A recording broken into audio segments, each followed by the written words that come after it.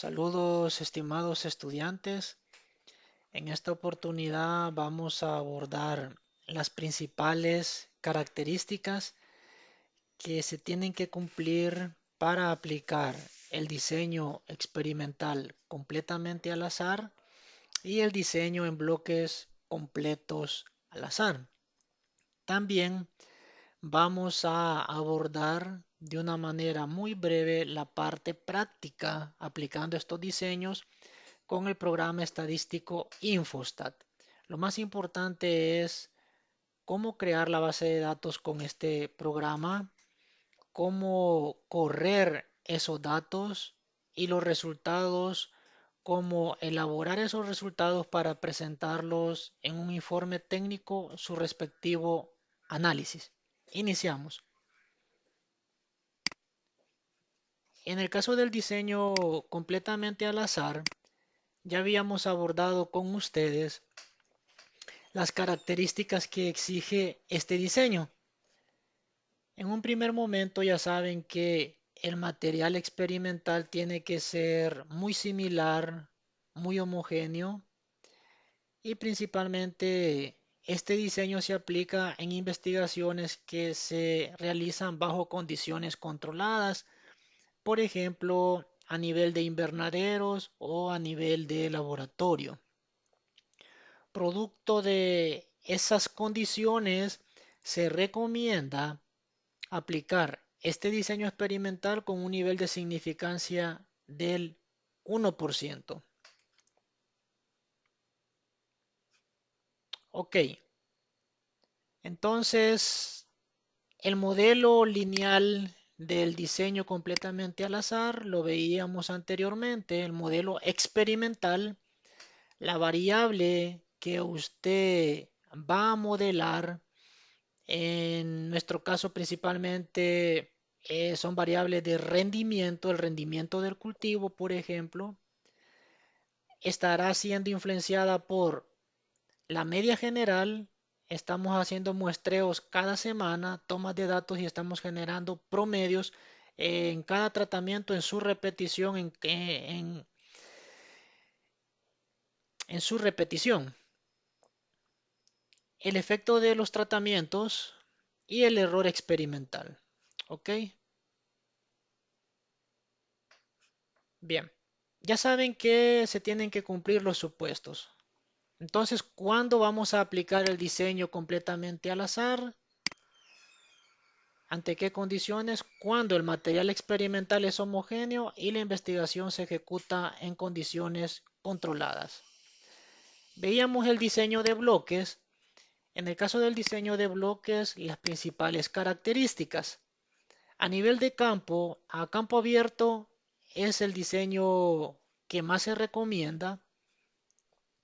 Aunque usted como investigador o como técnico no tenga evidente el factor de bloqueo, se recomienda que usted ejecute la investigación bajo un diseño experimental de bloques completos al azar. Es importante entender que el factor de bloqueo es producto de las condiciones en la zona geográfica donde usted va a ejecutar el experimento, donde usted va a montar el experimento.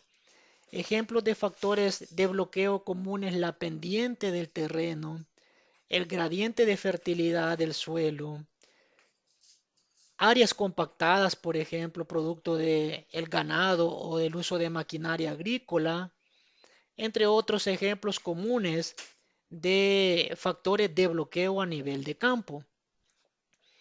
Ok, esos bloques, ese factor de bloqueo siempre se le da orientación perpendicular a la dirección del factor de bloqueo. ¿Ok? Entonces, si tenemos la pendiente, la dirección, la orientación del bloqueo siempre es perpendicular a la pendiente, por ejemplo. A nivel de campo se recomienda trabajar este experimento, este diseño experimental con un nivel de significancia del 5%. El modelo experimental en un diseño de bloques, vean, Esa variable que usted va a modelar estará siendo influenciada por los promedios que estamos generando en las tomas de datos a través de los muestreos, el efecto de los tratamientos en estudio, el factor de bloqueo. Vean que él sí es un factor que participa en el modelo, ¿ok? A diferencia del diseño completamente al azar, donde solo participan la media, los tratamientos y el error. Aquí el factor de bloqueo sí participa en el modelo y el error experimental. Ok, entonces, ¿cuándo va a aplicar usted un diseño de bloques completos al azar? Cuando el material experimental deja de ser homogéneo por efecto de un factor fijo. A ese factor fijo le vamos a denominar bloque, y que ese factor de bloqueo se debe propiamente o producto a las condiciones de la zona donde usted va a montar el experimento. Con esta inducción de las principales características vamos a la práctica. Teníamos el siguiente caso cuando veíamos el diseño completamente al azar, ok, donde se evaluaron diferentes tratamientos a base de bicarbonato de sodio y cloruro de sodio o sal común. Y el propósito era evaluar el efecto de esos tratamientos en el tiempo de cocción en minutos en frijol. Ok, ¿cuáles son los tratamientos?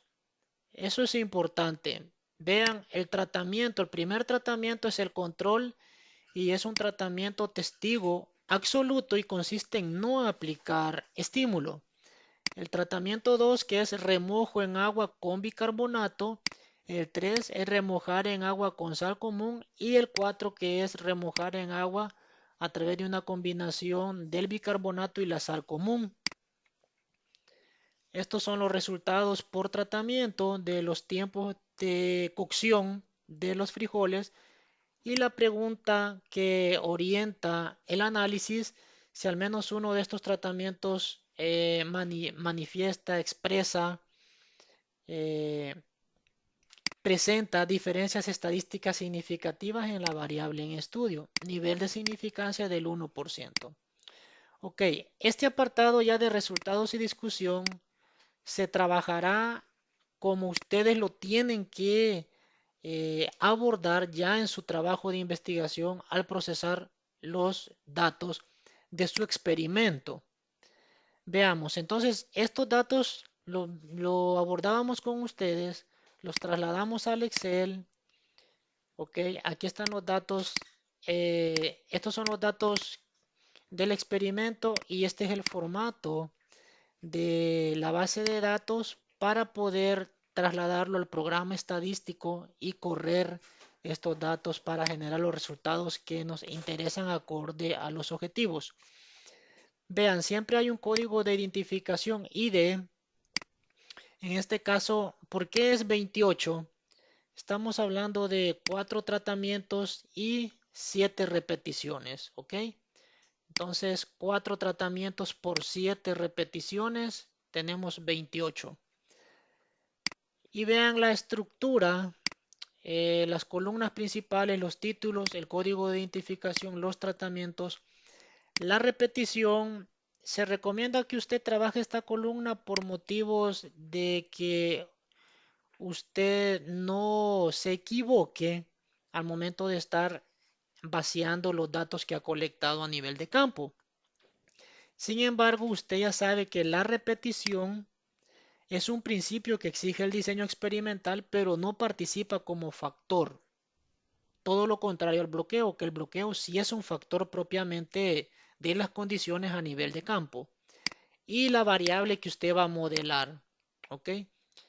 Bien, entonces esta base de datos ya en este formato, vea los tratamientos, el T1, el T2, el T3, el T4.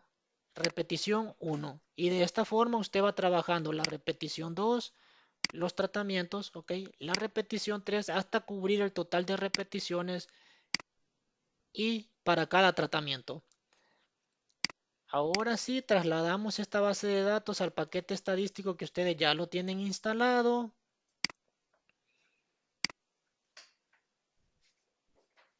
Ok, Al abrir Infostat, en archivo usted va a direccionarse a nueva tabla. En nueva tabla, la columna, la celda, perdón, resaltada de fondo azul, usted va a dar clic derecho y pegar incluyendo nombre de columnas. Bien, ¿qué es lo primero que generamos con los resultados? Aquí solo hay una variable, usted va a tener todo un conjunto de variables cualitativas y cuantitativas. ¿Qué es lo primero que vamos a generar en este caso? Los descriptivos. Ok, para ello veíamos con ustedes que en estadísticas el menú medida resumen, ok, y en medida resumen usted va a trasladar las variables que para este ejemplo solo es el tiempo de cocción y el criterio de clasificación el factor de interés del investigador, que son los tratamientos. Ahora usted va a dar a aceptar y el programa te direcciona a esta ventana donde usted tiene que seleccionar los descriptivos. ¿Cuáles son los descriptivos que nos interesan? La media, la desviación estándar, la varianza, el error, el coeficiente de variación mínimo y máximo y aceptar. Y este es el cuadro base de los descriptivos, ¿ok? Que usted va a utilizar para su investigación. Ahora, otro elemento importante son los gráficos. Usted puede generar los gráficos directamente con el programa. En gráficos está gráfico de puntos. Ok, usted traslada la variable a graficar. Criterio de clasificación que son los tratamientos. Aceptar. Y en esta ventana simplemente usted le va a aumentar que es al 99% porque es 1% de significancia. Y aceptar. Y aquí tiene usted este ejemplo de gráfico que ya lo veíamos anteriormente y veíamos cómo usted lo tiene que editar. Le activas las medias, ok. Y cómo modificarle los títulos y esta es una alternativa gráfica. Ahora, el gráfico que recomendamos es el siguiente. Usted traslada estos resultados, ok. Los resultados que te ha generado, estos resultados tú los trasladas al Excel, que los ves aquí. Este es el formato que se le da al cuadro, a la tabla. Y de esto tú utilizas los tratamientos y los vas a pegar y las medias. Y esto es lo que hemos graficado. Lo seleccionas, ¿ok? Lo seleccionas e insertas el gráfico, que sería la primera opción. Ahí está. Y esta primera opción la he editado. Le he quitado esto de la media y le he activado en elementos del gráfico las barras de error, le activé las etiquetas para que no exista ese contraste con la barra de error que probablemente puede inducir a equivocarnos en el análisis. Lo que he hecho es subir la etiqueta, ¿ok? Al inicio de cada barra de error. Y luego le he cambiado el color y le he insertado los títulos del gráfico. ¿Ok? Los títulos de los ejes, perdón. Los títulos del eje. ¿Ok? Y aquí tienes en el eje X y en el eje Y. De manera que al final, este es el producto final del gráfico. Aquí está el título del eje X, el título de la variable que estamos modelando. ¿Ves? Aquí están las medias. ¿Ok? Y le he dado un efecto en 3D a las barras y le he insertado este código que ya vamos a ver estos códigos de dónde se han obtenido, C, B, A y D. Ahora sí, tenemos ya este gráfico y tenemos los descriptivos. Esto es lo principal para el análisis. Aquí está el gráfico y aquí están los descriptivos. Ahora tendríamos que ejecutar el análisis de varianza.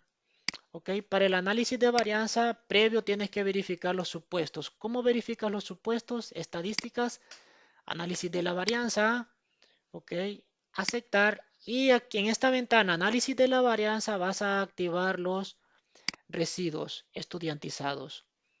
Le vas a dar a aceptar ¿ok? No vas a utilizar estos resultados aún. Y en la ventana principal de los datos ves que ya te aparecen los residuos de la variable a modelar. Ahora te direccionas a gráficos, la herramienta gráfica qqplot. Vas a descartar la variable original y vas a trasladar la variable con RE, que son los residuos. De manera que vamos a graficar los residuos. Aceptar, aquí no le vas a modificar, así como te genera la ventana, le vas a dar a aceptar porque lo que queremos verificar es el supuesto de normalidad. Ok, y en esta herramienta gráfica, esto tú lo puedes agregar en los anexos. Ok, verificación de los supuestos, supuesto de normalidad en anexos. Pero para este informe no lo vamos a utilizar porque en los resultados no lo presentamos.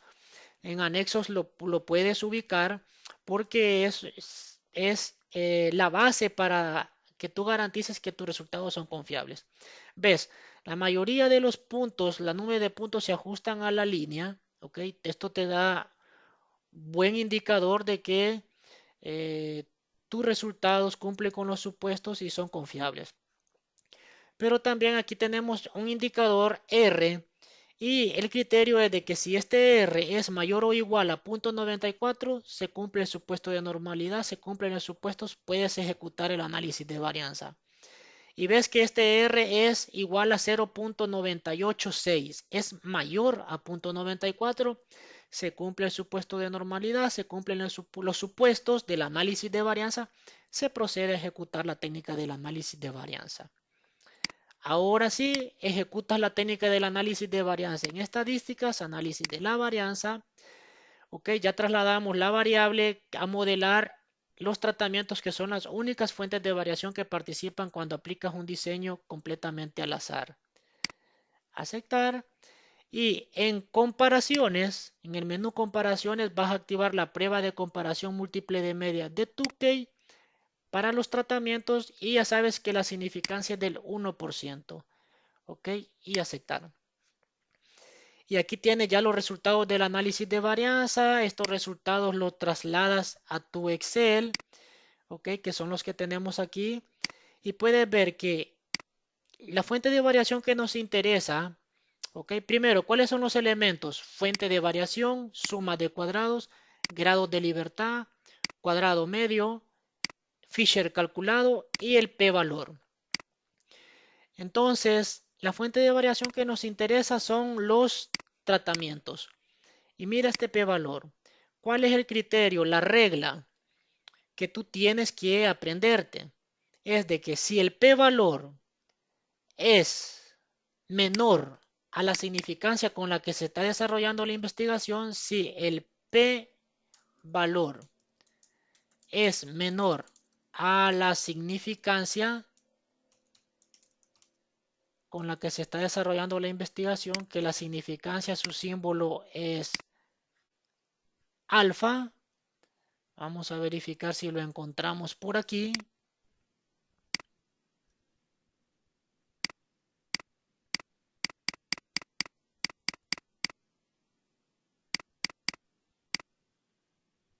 Ok.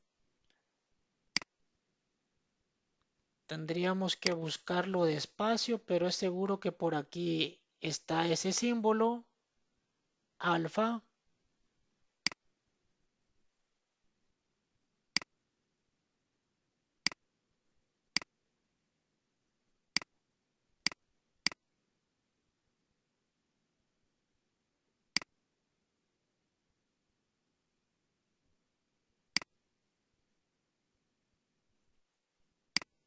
Mira, aquí está, mira. Ok. Y lo insertas. Bien. A la significancia alfa. Entonces, si el p-valor es menor a la significancia alfa, se acepta la hipótesis alterna. ¿Ves? Y la hipótesis alterna es sinónimo de diferencias estadísticas entre los tratamientos. Entonces, ves, este p-valor es menor a la significancia que es de 0.01 con la que se está desarrollando este experimento. Es menor. Por lo tanto, se acepta la hipótesis alterna y la hipótesis alterna es sinónimo de diferencias estadísticas significativas. en los tratamientos en estudio. ¿Ok? Ahora, si ocurre lo contrario, aceptas la hipótesis nula. Y la hipótesis nula es sinónimo de similitud, que tus tratamientos están manifestando, presentando similar efecto en la variable que estás modelando. ¿Ok? Y la prueba de comparación de medias veces esta, Tukey, y este es el código que se le ha ubicado aquí al gráfico. ¿Ves? Este código, el tratamiento 1 es C, el 2 es B, el 3 es A y el 4 es B. Y este es el gráfico completo, ¿ok? Para poder trasladarlo a tu informe. ¿Qué te está diciendo esta prueba? Que aquí te da un texto, ¿ves? Te dice, medias con una letra común no son significativamente diferentes. Entonces, ves, en el caso del tratamiento 3, ¿hay otro tratamiento con letra A? No lo hay. Pero el tratamiento 2 y el tratamiento 4 ves que tienen el mismo código, son similares. ¿Ok? Y el tratamiento C tiene diferente código. Pero en este caso, como es el tiempo de cocción y buscamos el menor tiempo de cocción, es la menor media el mejor tratamiento. El tratamiento 3 con código A es el mejor. ¿De acuerdo? Es el mejor en esta investigación porque es en el que se ha obtenido el menor tiempo de cocción de los frijoles. Vamos al análisis. Ya con eso, ves el cuadro, en los resultados vemos que los tratamientos, ¿cuáles tratamientos? ¿Ok? ¿Cuáles son los tratamientos? Los tratamientos, tú tienes que decir que los tratamientos o métodos o diferentes métodos a base de bicarbonato, ¿ok? Vamos a trasladar todo este título. Entonces, los tratamientos o diferentes métodos a base de bicarbonato de sodio, cloruro de sodio, sal común, presentaron diferencias estadísticas significativas. Ya lo determinamos. ¿Ves? El p-valor es menor a la significancia. ¿Ok? Bien. Presentaron diferencias estadísticas significativas ¿en qué? En el tiempo de cocción en minutos de los frijoles. Ahora,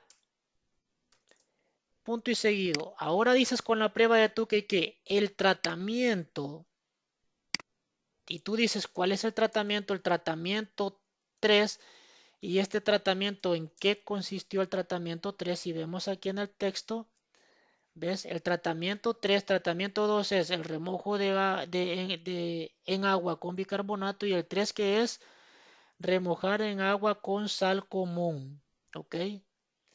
Es decir, sal común,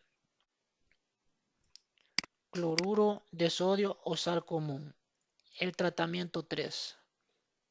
Entonces, el tratamiento 3, que el cual consistió en cloruro de sodio o sal común, pero que es remojo, ¿ok?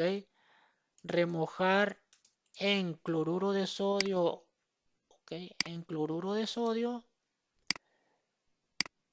manifestó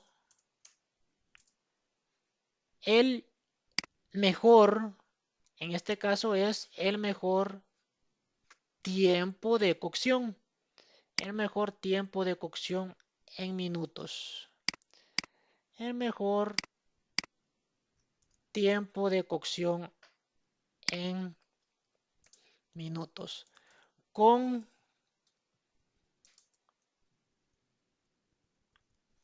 y decimos aquí, ves en el gráfico el tratamiento 3, 61.43, 61.43 minutos.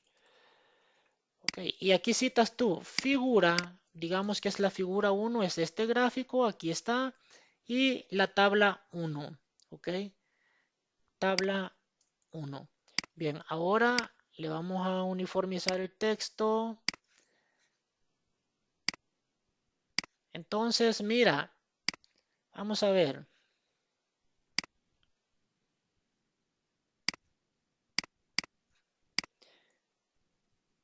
los tratamientos o diferentes métodos a base de bicarbonato de sodio, cloruro de sodio o sal común presentaron diferencias estadísticas y vamos a decir altamente significativas. ¿Ok? ¿Por qué altamente significativas y no simplemente significativas? Es altamente significativo cuando tú trabajas con el 1% de significancia y has aceptado evidentemente la hipótesis alterna. Si solo hubieras trabajado con el 5%, tú tendrías que decir aquí diferencias estadísticas significativas. Pero como es con el 1%, altamente significativas. ¿Ok? Bien. En el tiempo de cocción en minutos de los frijoles, el tratamiento 3, remojar en cloruro de sodio o remojar con, ¿verdad? Con cloruro de sodio, manifestó el mejor tiempo de cocción en minutos con 61.43 minutos. Vea la figura 1 y tabla 1. Veamos, esta es la figura. ¿Ves? Aquí lleva el título del gráfico en el eje X, el eje Y y el título de la figura como tal. Efecto de diferentes métodos a base de bicarbonato de sodio y cloruro de sodio o sal común en el tiempo de cocción en minutos de los frijoles. Y la tabla 1, ves, figura 1 en la parte inferior del gráfico, el título, según las normativas de redacción, normas APA. Y la tabla, ves, en la parte superior, tabla 1. ¿Qué dice aquí? Descriptivos, pero aquí hace falta agregarle algo más. Descriptivos y análisis de varianza. Ok, del efecto de los tratamientos a base de bicarbonato de sodio y cloruro de sodio o sal común en el tiempo de cocción en minutos de los frijoles. Y mira, aquí está. Este es el formato en el que tienes que presentar tú tus resultados. Aquí están los descriptivos que habíamos generado en Infostat. ¿Ves?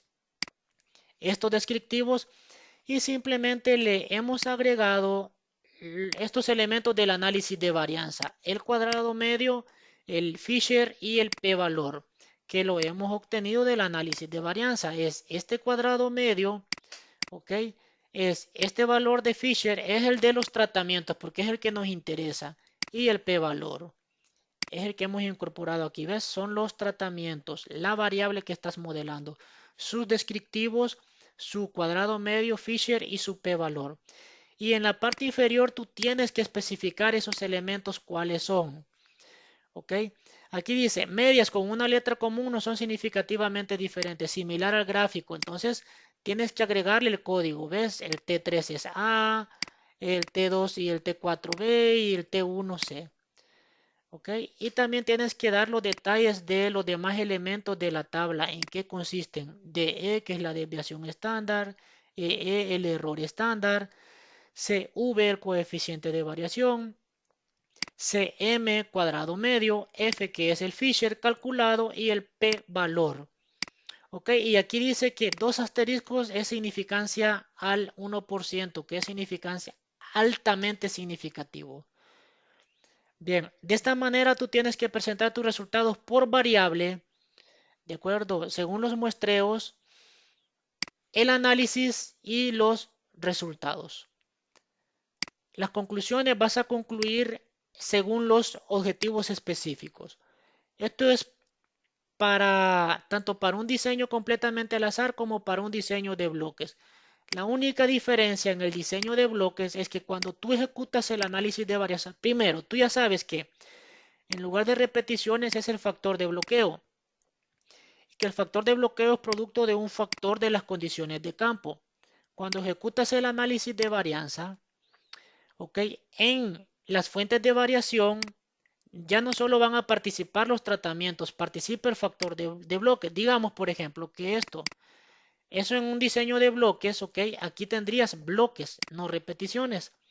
Y al ejecutar el análisis de varianza, tú trasladas tu variable, evidentemente luego de verificar los supuestos del análisis de varianza, la variable que vas a modelar, ¿ok? Los tratamientos, hasta aquí diseño completamente al azar. Pero si es en un diseño de bloques, en las fuentes de variación, además de los tratamientos, participa el factor de bloqueo. Y esa es la diferencia con un diseño completamente al azar. Vas a aceptar en comparaciones vas a activar la prueba de Tukey para los tratamientos, porque aunque hay un bloqueo por las condiciones, por un factor producto de las condiciones a nivel de campo, la fuente de variación que a usted le interesa como investigador son los tratamientos. La significancia, que en este caso es del 1%, si fuera a nivel de campo, a campo abierto, 5% es lo más seguro, y aceptar. Ahora ves, ¿cuál es la diferencia? Que en el análisis de varianza, además de los tratamientos, participa el efecto de los bloques. ¿Ok? En este caso, evidentemente, como este es un caso para un diseño completamente al azar, el bloqueo no resultó significativo. ¿De acuerdo? Al 1%, si fuera al 5%, sí es significativo. Esa es la única diferencia con un diseño completamente al azar. ¿Ok? El factor de bloqueo ya sabes que es un factor producto de las condiciones a nivel de campo.